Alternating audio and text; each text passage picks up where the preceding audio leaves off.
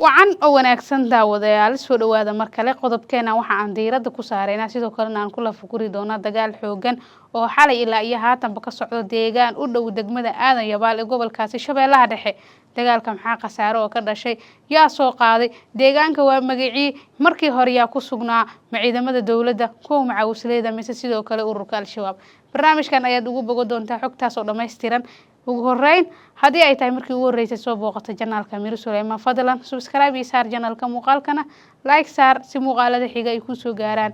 aad iyo aad ayaad u mahadsantahay mar kale dagaal xoogan oo faraha loogu gubtay sidoo kalena jilbaha la isku aastay ayaa xalay ilaa iyo saakay ilaa iyo haatanba aan kula hadlaya waxa uu ka socdaa deegaanka Tawakal ee hoostaga degmada Aadan Yabaal ee gobolka Shabeellada Dhexe Tawakal waxa uu wax yar u jiraa degmada Aadan Yabaal oo ururka al-shabaab ay ku sugan yihiin Aadan Yabaal ay ururka al-shabaab la wareegeen muddo dhowr isbuuc ka hor dagaal xoogan ay ku soo qaadeen iyo qaraxyo ku bilowday weerarkaasi ay ugu dambeyn ugu guuleysteen ciidamada dawladda federaalka Soomaaliya oo goobta ku sugnaa inay kala wareegaan Aadan Yabaal hase ahaatee dawladda oo haatan wada ole ka dhanah in mar kale Aadan Yabaal gacanta dawladda ay ku soo celiso ayaa haatan waxa uu dagaal xoogan ay ku qaadaysaa eeriyada degmada Aadan Yabaal iyadoo soo buux dhaafisay ciidamadii ugu badnaana ku sii daabuleysa degmada Aadan Yabaal si mar kale Aadan Yabaal ay dawladda gacanteeda ugu soo celiso hase ahaatee taas ma fududo oo ururka al-shabaab ayaa iyagana meel kasta oo ay ka jiraan gudaha Soomaaliya waxa ay sameeyeen in mar kale ay soo qaadaan dagaalkaasi iyagoo ku sugan Aadan Yabaal sidoo kalena isugu geeyay cudud xoog military wixii ay ururka al-shabaab la joogeen koonfurta Soomaaliya in ay halkaasi ku ururaan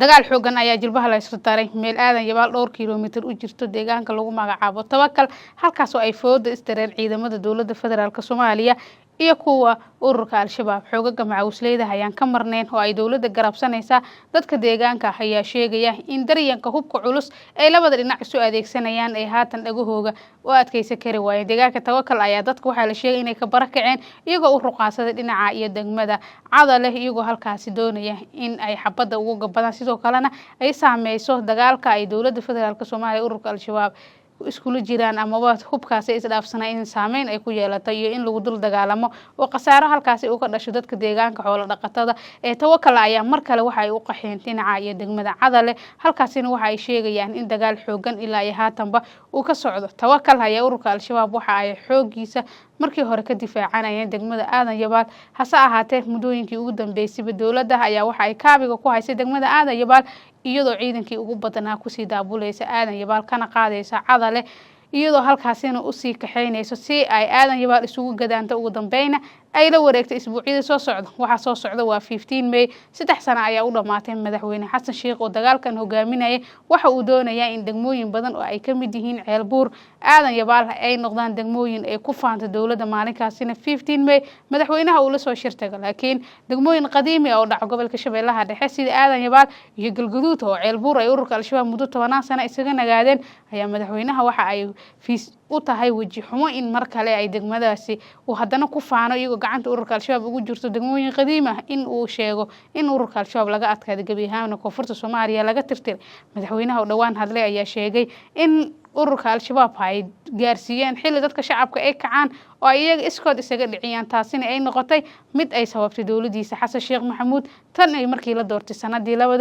2022 hase ahaatee weli taasi waxa ka dhiman oo dad badan oo falaqeeya ay sheegayaan in ururka al-shabaab ay haatan soo xoogeysnay oo sidoo madaxweynaha hadalka u dhigay aysan ahayn maadaama dagaalka xoogiisa uu ka socdo goobaha muhiim ah oo madaxweynaha dhowr mar tagay sida Muqokori eeriyadeeda oo mabaaxba ay ku dagaalamaan macawisleeda xawaalada iyo sidoo kale dawladda federaalka Soomaaliya halka Aadan Yabaal ay ku dagaalamaan dawladda federaalka Soomaaliya oo kaashanaysa ciidamada xoogaga macawisleeda ururka al-shabaab ay awood sheegteen ayna ka saareen ciidamadaasi dawladda taas oo cadeyn buuxda u ah in mar kale aysan dawladda weli ka adkaan ururka al-shabaab ayna ku faani karin in ururka al-shabaab ay meel iska saareen kana xoreeyeen Shabeellada Dhexe iyo Hiiraan haba joogta koonfur galbeed iyo Shabeellada Hoose hase ahaatee goobihii madaxweynaha uu ka soo jeeday beelahaan